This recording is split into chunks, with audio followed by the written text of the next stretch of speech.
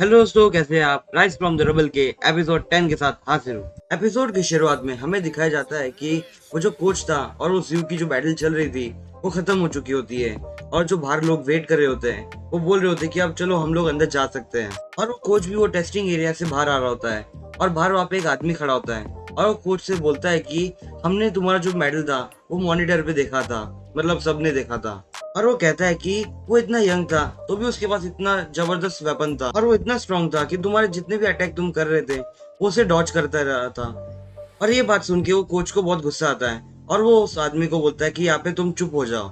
और कोच वहां से आगे बढ़ रहा होता है और वो अपने मन में बोलता है कि यहाँ पे जितने भी लोग हैं उन सबको ये लगता है कि जो स्वॉर्ड है वो इतनी पावरफुल है, इसीलिए वो मेरे सामने टिक पाया। और मुझे ये लगता है कि जो स्वॉर्ड होती है वो अपने ओनर की पावर के ऊपर डिपेंड करता है कि वो कितना स्ट्रांग है। अगर वो बहुत स्ट्रांग होगा तो ही वो उसकी फुल पावर को यूज कर पाएगा, वरना वो कितना भी स्ट्रांग वेपन यूज कर ले वो उसके लिए कुछ काम का नहीं होगा। और पीछे से जियो उसे आवाज देके बुलाता है, मतलब उस कोच को बुलाता है और वो कोच उसके पास जाके बोलता है कि तुम्हारा नाम जूफैन है ना। और वो कोच जियो से बोलता है कि मुझे माफ कर दो, अगर मैंने जो पावर गलती से यूज कर ली उसके कारण तुम्हें कहीं पे भी चोट आई हो तो मैं उसकी भरपाई जरूर कर दूंगा। जियो बोलता है कि मैं एकदम ठीक हूँ, पर तुमने जो अटैक किया था उसका जो शॉक वेव इतना था कि जब मैं डॉज करते हुए एकदम अलग जगह पे खड़ा हो रहा था तब मेरे पैर में इतनी दम नहीं थी कि मैं खड़ा हो पाऊँ। पर कोई बात नहीं। और जियो अपने मन में बोलता है कि मुझे नहीं लगा था कि ये इतना अच्छा है। और वो कोच कहता है कि चलो अच्छी बात है कि तुम्हें कुछ नहीं हुआ, अगर तुम्हें फ्यूचर में कोई भी प्रॉब्लम हुए तो मुझे फोन कर देना, मैं जरूर आ जाऊंगा तुम्हारी हेल्प के लिए। और वो कोच कहता है कि मुझे यहाँ से अब जाना होगा। और वो जाते जाते जियो से बोलता है कि जो तुम्हारे पास जो स्वॉर्ड है वो बहुत स्ट्रांग है, तुम्हें जो ए रैंक की जो पावर है मतलब स्वॉर्ड की उसे सीखना होगा, तभी तुम इसकी फुल पावर को यूज कर पाओगे। और जियो बोलता है कि थैंक यू, तुमने मुझे इसके बारे में बताया। और वहाँ पे वो लड़की बोलती है कि तुमने इस स्वॉर्ड के नाम रखने के बारे में क्या सोचा है। मुझे इस स्वॉर्ड को ट्रेड सेंटर में रजिस्टर भी करना है। और जियो उसके स्वॉर्ड को देखते हुए बोलता है कि मुझे लगता है कि तुम इतनी स्ट्रांग हो तो तुम्हें एक नाम तो डिजर्व भी करता है। और जियो उसका नाम बोन पेनिट्रेशन रखता है। और अगला सीन कोच का दिखाया जाता है और वो कोच के शोल्डर पे थोड़ी चोट लगी होती है और वो कहता है कि अगर मैंने उसके जो स्लैश को रोका नहीं होता तो मेरा जो शोल्डर है वो उसी समय कट हो जाता। और वो कोच कहता है कि वो जो स्वॉर्ड है वो एकदम रेयर है और वो जो पावर है उसकी वो तो बहुत स्ट्रांग है और मुझे इस बात से बहुत जलन हो रही है। और अगले सीन में जियो दिखाया जाता है और जियो वहाँ पे वो ट्रेडिंग सेंटर को एक्सप्लोर कर रहा होता है और जियो का ध्यान उस क्राउड की एरिया पे जाता है और आप में से कोई बोलता है कि जो ट्रेडिंग का टाइम है वो बस अभी खत्म ही होने वाला है और ब्रदर भी अभी तक आए नहीं। और ये ब्रदर भी एक्चुअल में एक नया कैरेक्टर है। और वहाँ पे क्राउड में से लोग बोलते हैं कि मैं ये जो कोर है उसको मार्केट प्राइस पे ही खरीदूंगा। और जियो उस आवाज को पहचान जाता है कि वो कौन है।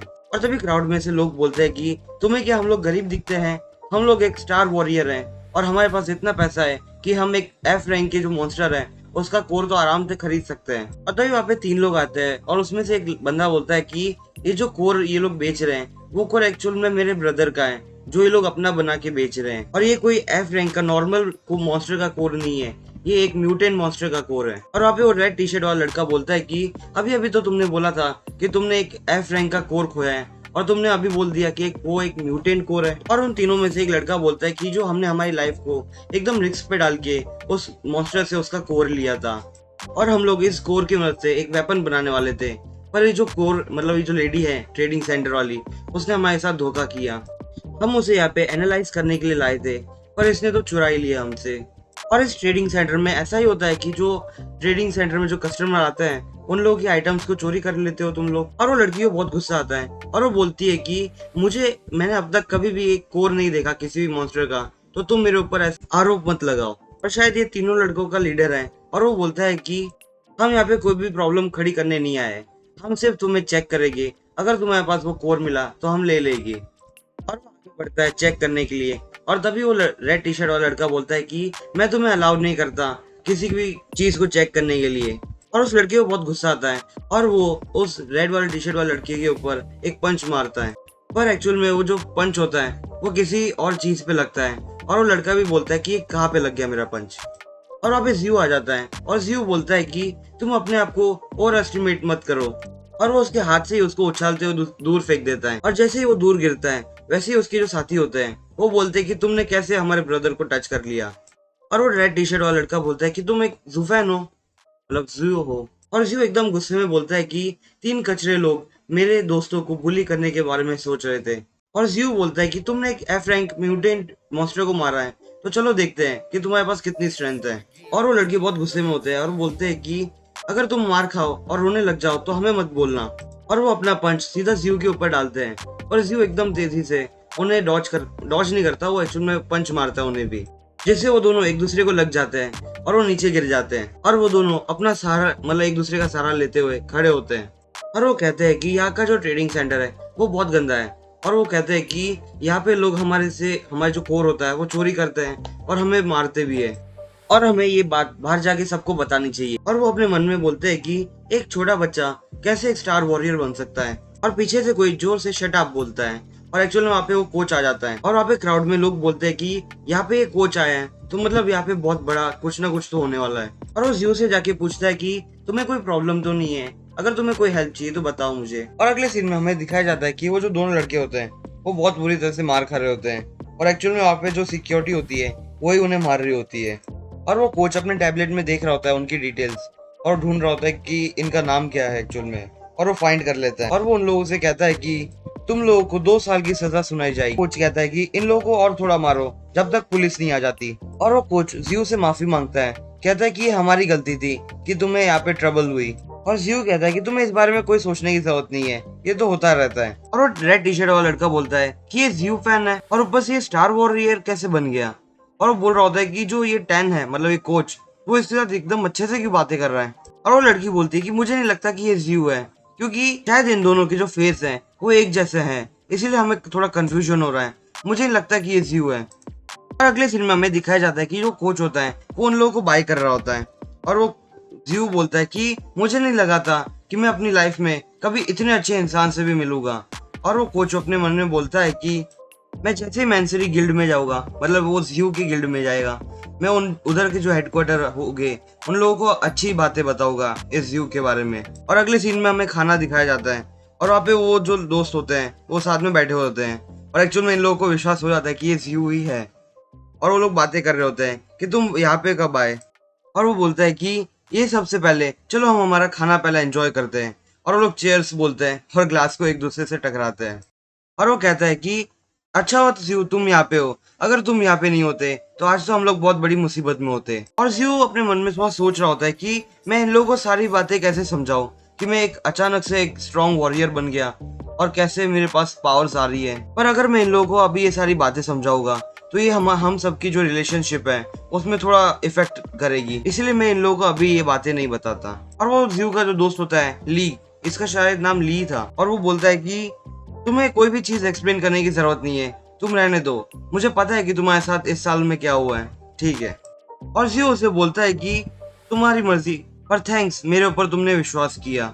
और कुछ देर के बाद उन लोगों का खाना होने के बाद वो लोग वहां से जा रहे होते हैं और वो ली बोलता है कि अगर तुम जैसे ही कभी फ्री हो जाओ तो हमसे मिलने जरूर आना, हैव अ सेफ ट्रिप। जियो उन लोगों को गुड बाय करता है और वो आगे बढ़ने लगता है। और अगले सीन में हमें दिखाया जाता है वो गोस्ट रेन माउंटेन, और हमें बताया जाता है कि जो गोस्ट रेन माउंटेन है उसी के अंदर जो मॉन्स्टर डेंस है वो बहुत सारी लोकेटेड की गई है।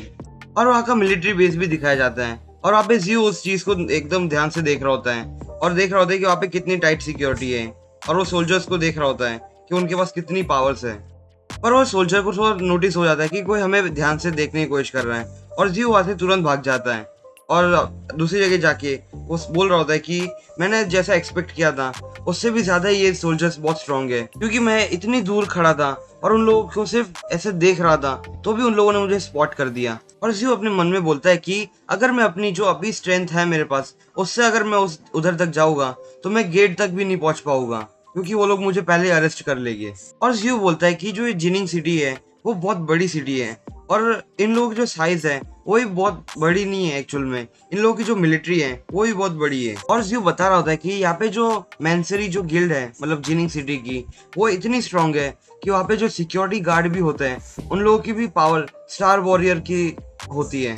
और वहाँ पे जितने फ्लोर्स हैं हर एक फ्लोर्स पे अलग अलग स्क्वाड बनाई गई है जो बहुत स्ट्रांग है। और वहाँ पे कुछ तो वॉरलॉर्ड रैंक के भी लोग हैं जो बहुत स्ट्रांग होते हैं। दोस्तों हम एपिसोड में आगे बढ़ने से पहले मैं आपसे एक बात बताना चाहता हूँ। बस 2-3 दिन के बाद मेरी वैकेशन स्टार्ट हो जाएगी और उसके बाद मैं रेगुलरली 2 वीडियोस तो दिन में डालूंगा ही, जिससे आप लोगों को ये सीरीज और मजा आए देखने में। बाकी अभी जो ये सैटरडे और संडे आ रहे हैं, बस ये 2 दिन मैं प्रिपरेशन के लिए ले रहा हूँ, क्योंकि वीडियोस रिकॉर्डिंग और एडिट करने में बहुत टाइम लगता है। बाकी उसके बाद आपको पूरे वीक हर रोज के 2 एपिसोड तो मिल ही जाएगी। बस अब मंडे से आपको 2 एपिसोड तो हर रोज ही मिलेंगे। ओके, तो आप, मुझे लगता है कि आप बहुत खुश हो गए होंगे। तो अब हम हमारा एक्सप्लेनेशन स्टार्ट करते हैं। और जियो अपने मन में कहता है कि जो ये गिल्ड वाले हैं वो इतने स्ट्रांग है कि अकेले ही वो जो मॉन्स्टर, छोटा सा आउटब्रेक होता है मॉन्स्टर का, उसे भी एकदम आराम से क्लियर कर पाएगी किसी की बिना हेल्प के। और जियो शायद एक बार में आया है, वहां पे जाके किसी एक लड़की को रियू जी करके बुलाता है। अभी इस लड़की का नाम बहुत अलग ही है, तो मैं इसे सिर्फ रियू करके बुलाऊंगा। और ये लड़की जियो को देख के ही बोलती है कि तुम यहाँ पे आए हो। और दोस्तों इसकी एज 23 इयर्स है और ये भी एक स्टारफॉल वॉरियर है। और वो लड़की जियो से ड्रिंक सर्व करते हुए बोलती है कि तुम्हें अभी तक अपनी कोई भी टीम नहीं मिली जिसके साथ तुम रेड करने जा सकते हो। और टेंशन मत लो, क्योंकि कुछ दिनों के बाद तुम्हें कोई ना कोई तो मिल ही जाएगा जो तुम्हें रेड में लेके जाए, इसलिए टेंशन मत लो इस बात का। और यहाँ पे कुछ दिनों के बाद कुछ हंटर पार्टीज यहाँ पे मेरे पास आने वाली है, तो मैं तुम्हें उन लोगों को रेकमेंड करूंगा, मतलब करूंगी, जैसे वो लोग वापस आ जाएंगे वैसे ही। और जियो उसे थैंक यू बोलता है। और जियो अपने मन में बोलता है कि जो मेरे पास अभी जितनी स्ट्रेंथ है, मैं एक हंटर पार्टी को आराम से ढूंढ ही सकता हूँ। और जियो बोलता है कि मेरा जो मकसद है जिनिंग सिटी आने का, वो सिर्फ इंफॉर्मेशन लेना है। और हमें एक्चुअल में आगे पता चलता है कि यहाँ पे जियो को आए हुए 10 दिन हो चुके होते हैं और उसे कुछ भी काम नहीं मिला होता है करने के लिए। और वो कहता है कि जो मिलिट्री है उन्होंने एक नोटिस भेजा है, वो लोग चाहते हैं कि हम लोग उन लोगों के साथ काम करें और उन लोगों की जो ऑपरेशन है उसमें मदद करे। और जियो उधर जो रिवॉर्ड्स होते हैं वो देख के बोलता है कि इन लोगों के रिवॉर्ड्स तो बहुत ज्यादा है और मैं आराम से बहुत अच्छे खासे पैसे कमा पाऊंगा। और जियो अपने मन में बोलता है कि अगर जो भी 10 पार्टी सिलेक्ट हो जाएगी, उन लोगों के पास एक परमिशन आ जाएगा कि वो लोग वो माउंटेन जो मिलिट्री बेस है उसके अंदर आराम से अंदर बाहर जा सकते हैं, उन्हें कोई भी नहीं रोकेगा। और दोस्तों हमारा एपिसोड बस यही तक। अगर आपको मेरा एक्सप्लेनेशन पसंद आया हो तो प्लीज मुझे कमेंट में बताइए, और ज्यादा ही पसंद आया हो तो प्लीज मेरे चैनल को सब्सक्राइब कीजिए। मैं आपसे फिर मिलता हूँ इस सीरीज के अगले एपिसोड के साथ, तब तक के लिए बाय।